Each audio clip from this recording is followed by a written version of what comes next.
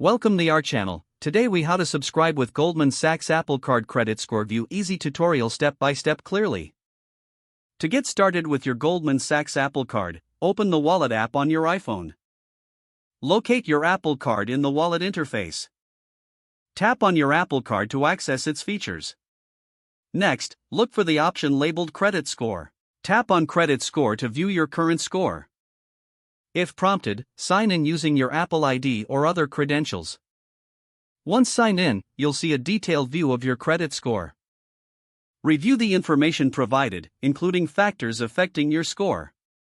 You may need to confirm your decision, so follow any on-screen prompts. After confirming, you should receive notifications regarding your credit score updates. Make sure your notifications are enabled in your device settings for real-time updates.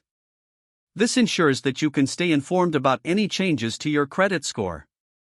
Check back regularly for updates and additional information on credit management. That's it.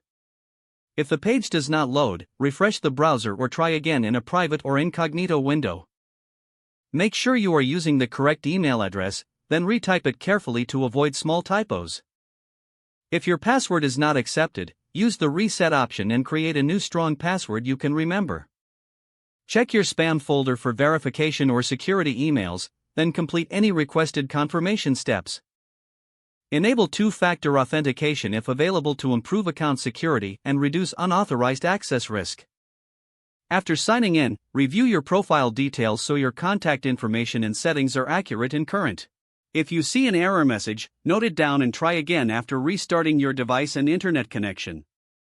Log out when you finish, especially on shared devices, to keep your account and payment information secure. If the page does not load, refresh the browser or try again in a private or incognito window. Make sure you are using the correct email address, then retype it carefully to avoid small typos. If your password is not accepted, use the reset option and create a new strong password you can remember. Check your spam folder for verification or security emails, then complete any requested confirmation steps. Enable two-factor authentication if available to improve account security and reduce unauthorized access risk. After signing in, review your profile details so your contact information and settings are accurate and current. Don't forget to like this video and subscribe to our channel for more step-by-step tech guides.